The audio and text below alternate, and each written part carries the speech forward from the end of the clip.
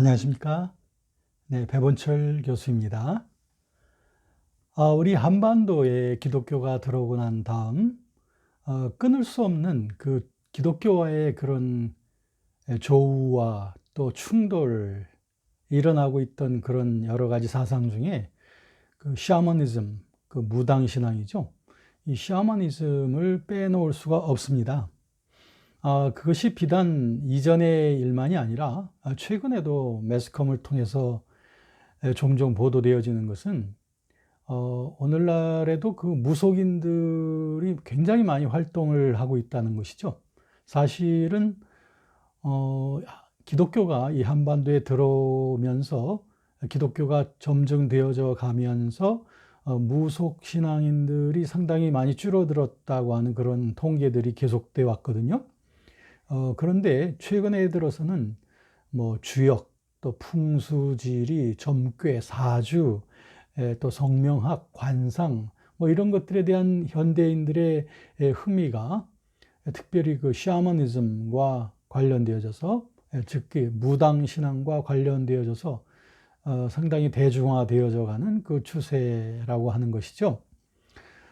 이것이 지난날에는 이것은 아마 그 나이 드신 분들이나 이런 것들을 찾는다고 생각했지만 요즘에는 젊은이들의 그 문화 패턴으로 그 여러가 변모되어져서 매우 친숙하게 젊은이들에게 다가오고 있다고 하는 것이 사회적으로도 큰 문제거리로 지적이 되어져 오고 있습니다.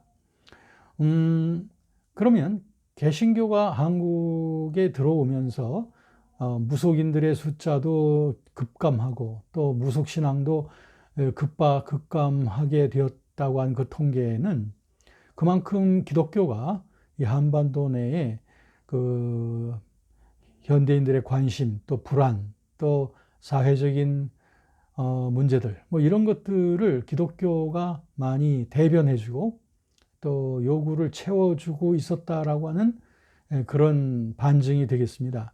그런데 최근에 들어서 또 이런 무속신앙이 늘어나고 있다고 하는 것은 그만큼 이제 기독교 신앙과 교회가 세상에서의 소금과 빛으로서의 사명을 제대로 감당하지 못한다고 하는 것에 대한 그 하나의 반증이 아닐까 이렇게 생각해 보면서 오늘 이 시간은 좀 그 샤머니즘에 대한 연구를 같이 하도록 하시겠습니다.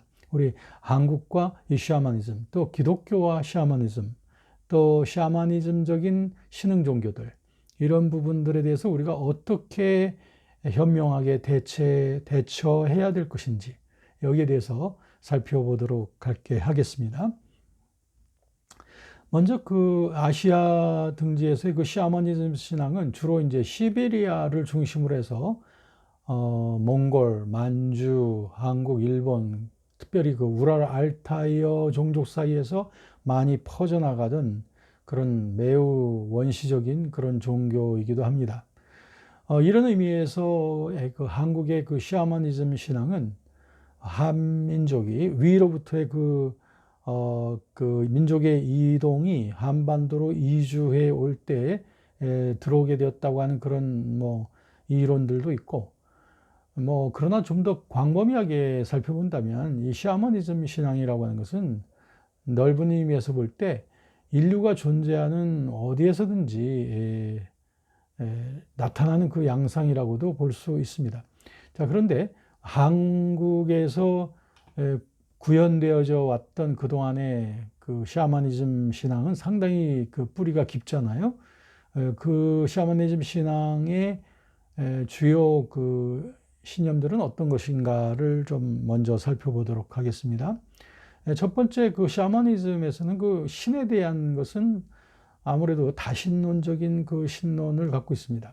그래서 자연신, 또 인간신 뭐 등등 해가지고 그 종류가 수백 가지에 이를 만큼 이 샤머니즘에서는 그 신에 대한 매우 다신적인 그런 신관을 갖고 있고요.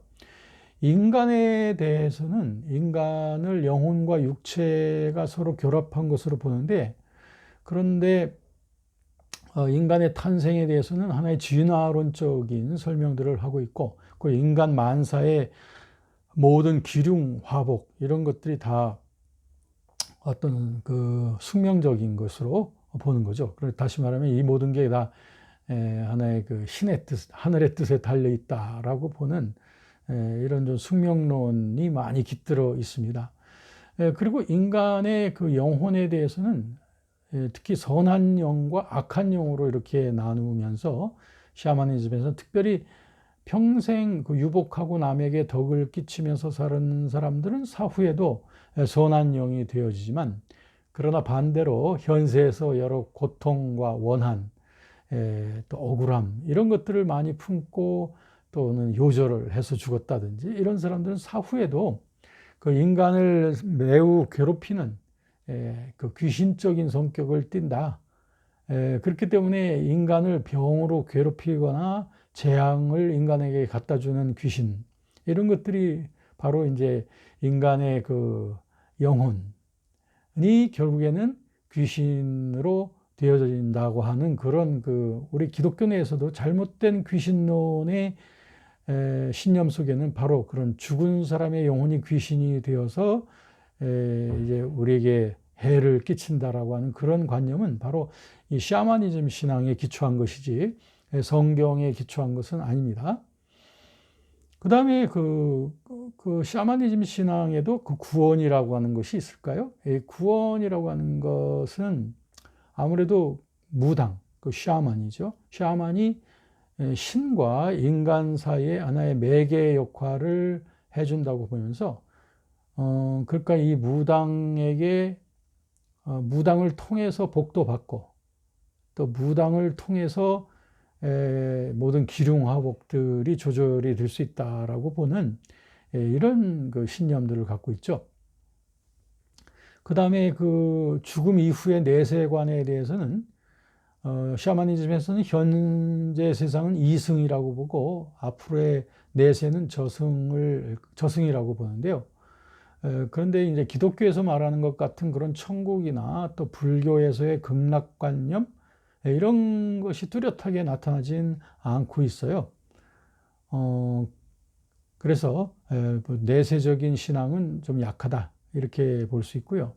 무엇보다도 샤머니즘 하면은 기복주의 신념하고 아주 깊이 연관이 되어져 있습니다. 그래서 무당을 불러서 구슬하게 돼서 복을 받게 되면 병도 고침받고 또 하는 일도 잘 된다라고 하면서 그 기복주의죠. 그러니까 기복주의라고 하는 것은 그 자기가 원하는 대로, 그 인간이 원하는 대로 되어지기를 바라는 마음, 이것이 이제 기복적 신념을 불러온 것인데, 그 중앙에는 바로 그 무당 신앙이 자리 잡고 있는 것을 보게 됩니다. 사실 이런 신념들이 우리 한국의 재래적인 그 우리들의 그 종교 신앙 속에는 아주 깊이 깔려 있는데, 기독교가 처음 우리 한국에 들어왔을 때도 그 영향이 기독교에 많이 영향을 미쳤겠죠. 그리고 그것이 또 기독교 신앙으로 완전히 극복이 되기 전까지는 그 샤머니즘적인 내적인 내면적인 요소가 우리 민족성 속에는 깊이 깔려 있는 것이다. 그렇기 때문에 이것은 그 어떻게 보면 복음을 적용함으로써만이 우리 내면에 대한 치유와 그 수정이 일어나게 될 수 있는 것이다. 그러니까 샤머니즘적 그런 내면성이 이제 복음적 내면성으로 바뀌어지는 길밖에는 다른 길이 없는 것이죠. 자, 그러면 얼마만큼 이 샤머니즘 신앙이 한국 교회에 그동안 영향을 미쳐왔을까요? 아까 지금 말씀드린 대로 이런 그 기복주의적 또 샤머니즘적 신앙은 복음만이 치유와 그 회복과 증진을 가져올 수 있다. 이렇게 말씀을 제가 드렸죠. 그러면 우리나라에 그동안 영향을 미쳤던 그 샤머니즘적 요소들은 어떤 것일까? 다음과 같은 것을 보면 여러분들이 뚜렷이 인식할 수 있을 거예요. 첫째는 기복적 신앙입니다. 사실 기독교 신앙은 매우 윤리적이고 이타적이죠. 그리고 사회적입니다. 그리고 그 축복관념에 있어서도 상당히 영적인 그 축복이 우선하고 있죠. 그런데 반해서 샤머니즘은 철저하게 현세적이고 물질적인 기복신앙을 보여주고 있습니다. 이런 기복신앙은 삶의 현실적 조건이 뭔가 결여되어질 때 그걸 충족시키는 것이 그 목적이기 때문에 윤리적이거나 사회적인 면 이런 것들 또 내면적인 영성 이런 것들이 함양되는 데에는 어떤 관심이 없는 것이죠. 예. 그렇기 때문에 기복신앙을 추구하게 되는 것 이것은 사회적 정의라든지 인격적 자유라든지 또 심오한 그 구원의 진리하고는 상당히 먼 것이다. 이런 것들이 한국교회에 그동안 많이 영향을 미쳐왔죠. 두 번째는 의타적 신앙입니다. 여러분, 기독교가 들어오기 전에 우리 한반도의 모든 우리 민족의 한 90% 이상은 다 이 샤만적 무당을 의지하는 그런 신념들을 갖고 살아왔단 말이에요.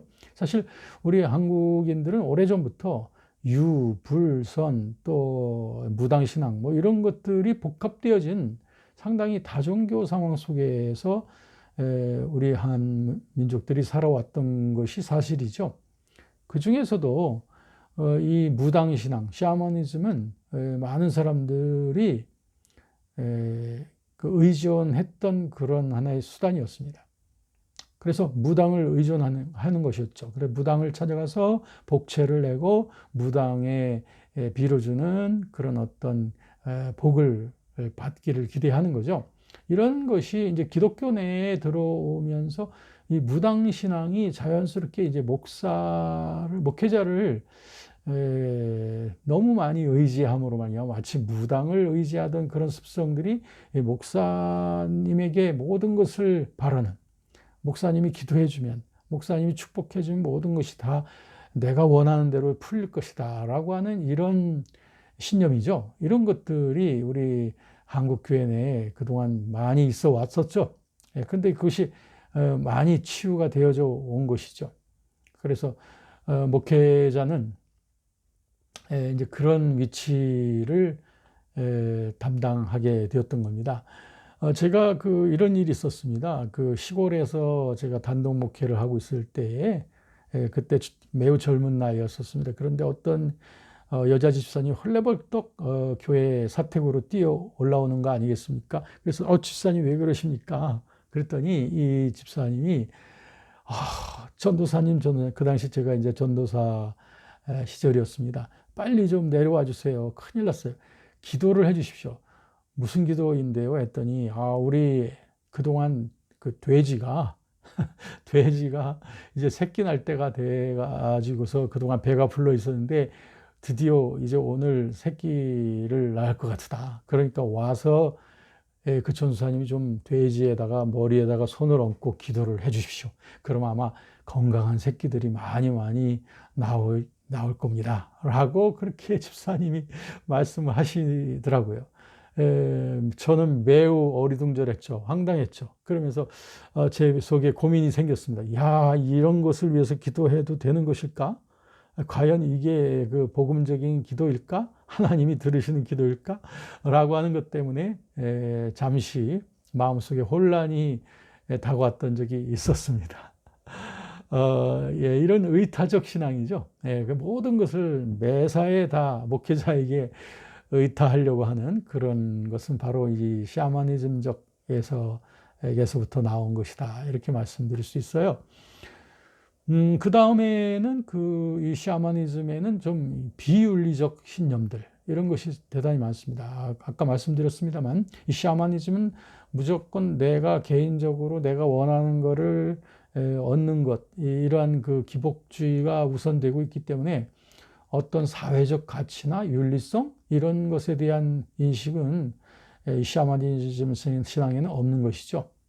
그렇기 때문에 진정한 복음적인 영적 성화를 향해서 나아가거나 그것을 기대하는 마음도 또한 없는 것입니다.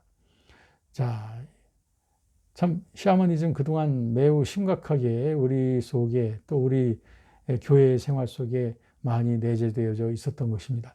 그런가 하면 또 샤머니즘에서는 그 육감주의적, 육감주의라고 하는 것은 그 뭐냐면 내 몸에서 어떤 걸 느끼거나 현상을 체험하는, 몸으로서 체험하는 어떤 것을 육감적 신념이라고 하는데요. 이 샤머니즘이야말로 육감주의적입니다. 그래서 무당이 신을 불러낸다고 하면서 그 황홀경 속에서 춤을 춘다든지 구슬을 할 때에 하나의 그 신일 합일의 상태를 들어갔다고 해서 자기도 모르는 어떤 그 이상한 말들을 한다든지 이런 것들이 하나의 육감주의가 되겠습니다. 그런데 이런 육감주의적 신념이 교회 내에 영향을 주다 보니까 뭔가 그 우리 크리스천들도 생각하기를 무당이 마치 신을 받으려고 막 뛰면서 춤을 추고 이상한 말들을 하는 것처럼 기독교인들도 성령을 받을 때는 그런 뭐 벌쩍벌쩍 뛴다든지 아니면 쓰러진다든지 아니면 그런 황홀경을 경험한다든지 하는 그런 육감주의를 상당히 기대하는 이런 영향을 주게 되었던 거예요. 참, 그동안 이런 샤머니즘과의 관계를 보시니까 매우 흥미롭기도 하고 또 매우 진지해지시기도 하죠. 그래서, 이런 샤머니즘의 영향이 이 교회 내에 자연스럽게 접촉해 왔지만, 이제 점차적으로 기독교 복음에 의하여 이 샤머니즘적 요소들이 많이 거쳐져 가게 되었다라고 하는 그 통계를 우리가 볼 수가 있습니다.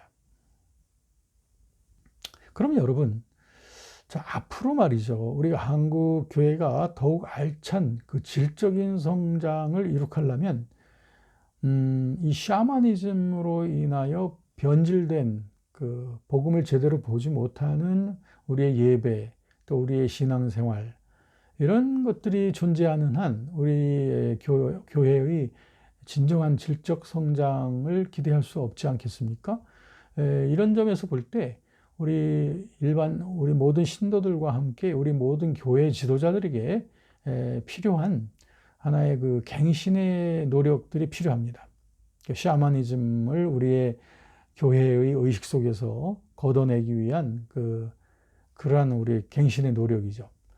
어떤 노력들을 우리가 해야 되냐면 첫 번째는 교회는 개인이 아니라 공동체라고 하는 것을 꼭 인식을 시켜야 됩니다. 그러니까 샤머니즘은 항상 개인적이잖아요. 이기주의적이고. 그런데 이런 이기주의적인 신앙관념으로부터 벗어나서 공동체, 우리, 그리스도 안에서의 우리라고 하는 이런 공동체성 안에서 하나가 되어지는 그런 교회성을 회복하기 위해서 우리의 교제와 우리의 그 영적인 유대감을 더욱더 활성화해야 됩니다. 이것이 굉장히 사회성을, 우리 신자들의 그 사회성을 함양하는 데 있어서 매우 중요하다. 그래야 진정한 교회성이죠. 왜냐하면 교회는 우리들은 각 지체요, 각 부분이고 우리의 머리가 되신 분은 그리스도지만 우리는 그리스도 안에서 한 몸이요, 한 부분이란 말이에요. 그러니까 한 일체성, 유니티 안에서 우리들이 하나가 돼야 된다. 두 번째는 우리 교회가 질적으로 성장하기를 추구해야 됩니다. 그러니까 목회자는 교회의 비전을 너무 가시적이고 또 너무 물량주의적인 데다가만 맞추지만 말고 뭔가 그 내면적인 성장과 질적인 갱신을 위해서 교회 지도자는 거기에 힘을 쏟아야 되고 그걸 위해서 영성 훈련과 또 제자 양육 그리고 교회 내에서의 교육적인 체제 이런 것으로 교회가 과감하게 갱신하고 변신의 노력이 필요하다. 그래야 우리들은 샤머니즘적인 요소들을 복음을 통해서 우리가 물리쳐 나갈 수 있다라고 하는 거죠.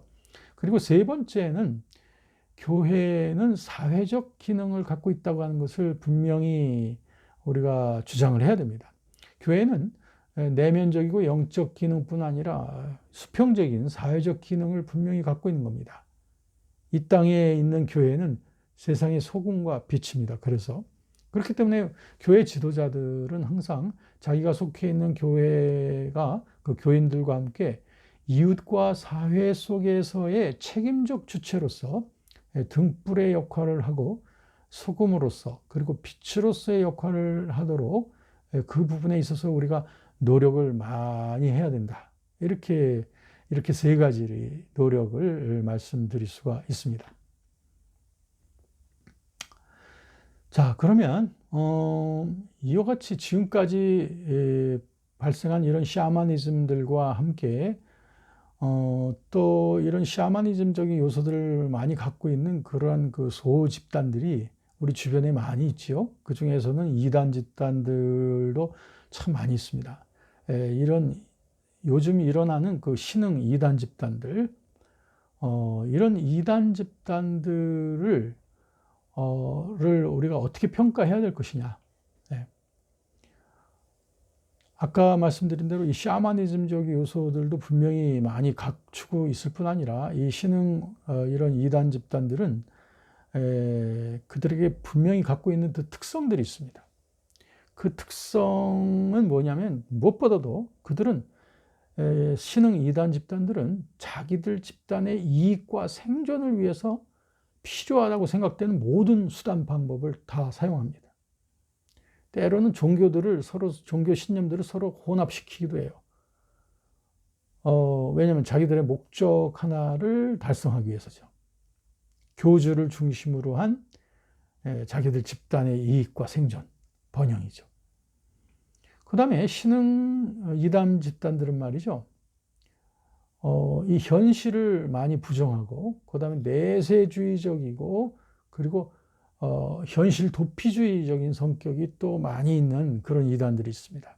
그러다 보니까 이제 이 현실을 부정하고, 현재 세상에서의 자기들의 사명을 망각하고, 그러니까는 극단적인 그 시한부 종말론, 빨리 이제 예수님이 오셔서 그래서 우리들은 다 어느 날 며칠 몇 날 몇 시에 우리들은 다 공중으로 들려 올라갈 것이다 라고 하는 이런 극단적인 시한부 종말론으로 발전되는 일들이 많이 있습니다. 그런가 하면 신흥 이단 집단들의 최고 문제는 그 교주입니다.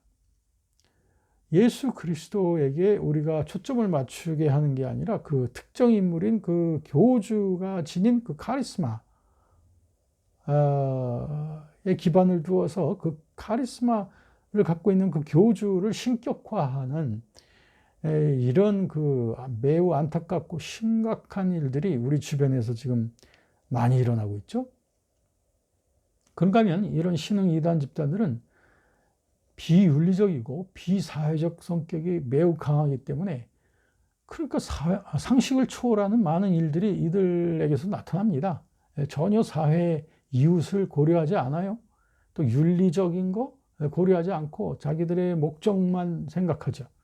어떤 일이든지 다 감행할 준비들이 되어 있는 아주 맹목적이고 무서운 그런 집단들인 것입니다. 그러니까 이 신흥 이단 집단들은 타 종교나 타 교단들에 대해서 극히 배타적이죠. 자기들 집단만이 선민, 선택된 민족이라고 하는 의식이 굉장히 강한 것입니다. 자, 이와 같은 그 신흥 집단들을 우리가 효과적으로 대처하기 위해서는 우리에게 어떤 운동이 필요할까? 어떤 활동들이 필요할까? 이 점을 우리가 좀 정리해 보도록 할게요. 이런 이단들이 주변에서 많이 일어나고 있는데 이를 방어하기 위해서는 또 대응하기 위해서는 물리치기 위해서는 교회들의 일치운동이 정말 필요합니다. 이제는 다툼과 교단의 분열 여기서부터 이제 벗어나서 좀 그리스도 안에서 우리가 화해와 일치를 추구해가는 우리 기독교계가 되지 않으면 안 되는 거죠. 이런 일치성이 되어지지 않으면 이단들은 무서워하지 않습니다, 우리를. 또 우리가 일치되지 않으면 우리가 뭐 아무리 무슨 말을 해도 여기서 이런 말 하는 게 틀리고 저기서 저런 말이 틀리다면 그것은 아무 힘이 실리지 않기 때문이죠. 그렇기 때문에 일치, 교단과 교파 그리고 신학과 이 모든 것을 복음과 그리스도의 사랑 안에서 일치해 나가는 이런 정신이 필요한 것이죠. 또 두 번째는 이런 집단들을 물리치기 위해서는 체계적인 성경 교육이 필요합니다. 대개들 신흥 이단 집단들도 성경을 많이 사용하잖아요. 그런데 자기들의 편협적이고 비정상적인 신념을 합리화시키기 위해서 자의적인 해석을 합니다. 자의적 해석이란 자기들의 뜻에 맞춰서 성경 해석을 하는 걸 말해요. 이런 자의적 해석은 올바른 성경 해석 방법이 아니거든요. 그렇기 때문에 우리들은 그 성경을 성경으로 해석하고 또 성경이 말하는 것이 무엇인지를 올바르게 해석할 수 있는 교육이 우리 각 교회에서 부지런히 전개돼야 됩니다. 그래야 그 신자들이 이단들이 다가와서 성경을 가지고 그들을 미혹하려고 해도 딱 대처해낼 수 있는 올바른 성경 해석자들이 돼야 된다는 거죠. 세 번째는 우리 교회 내에서 이단과 그 타종교에 대한 그 좀 기본적인 교육이 돼야 됩니다. 그건 뭐냐면 이단이나 타종교를 배우겠다는 그런 뜻이 아니라 그들이 뭐가 잘못했는지 또 그들의 허점이 무엇인지 또 그들에게 다가가려면 어떻게 다가가야 되는지 이런 것들을 그 배워야 될 필요가 있다는 거죠. 그러니까 이단에 대한 교육 이런 것들이 필요합니다. 이단 세미나 이런 것들 또 타종교에 대한 이해 그렇게 해서 효과적으로 그들을 물리칠 수 있을 뿐 아니라 또 더 적극적으로는 그들을 선도해 낼 수도 있는 그런 실력자들을 만들기 위해서는 바로 그런 교육들이 필요하다. 그리고 마지막으로는 무엇보다도 우리 교회 자체가 스스로 성경적으로 갱신하는 노력이 필요합니다. 대부분 이단들이 우리 주변에 자꾸 일어나는 그 이유는 우리 기존 교회가 힘을 잃고 또는 그 세속화되어지는 그런 틈바구니에서 이단들이 일어나게 됩니다. 그렇기 때문에 가장 건강한 우리들의 그 방어책은 우리의 교회 생활과 예배와 신앙 생활을 아주 튼튼하게 건강하게 한다면 우리들은 이단들이 다가온다 할지라도 거기에 대한 면역을 갖추는 그러한 그 우리들이 되어질 수 있다라고 하는 것입니다. 네, 여러분 오늘 이와 같이 그 샤머니즘에 대한 연구, 그 다음에 신흥 이단 집단들에 대한 그 연구를 같이 하시면서 아마 많은 것들을 우리가 생각하시게 됐을 겁니다. 무엇보다 중요한 것은 나 자신이고 또 우리 자신이라고 생각합니다. 우리가 건강하고 또 면역력을 갖춘다면 우리들은 이런 어둠의 세력을 끌려가는 것이 아니라 오히려 어둠의 세력을 빛의 세계로 이끌어 들일 수 있는 그런 실력 있는 힘 있는 교회가 될 것입니다. 오늘 이 강의와 연관되어진 그러한 유용한 그런 자료를 보시려면 이 밑에 여러분들 보시고요. 또 제 사진에 있는 구독도 누르시고 그러면 시리즈로서 여러분들이 계속적인 공부를 하실 수 있겠습니다. 여러분 오늘 수고하셨습니다. 감사합니다.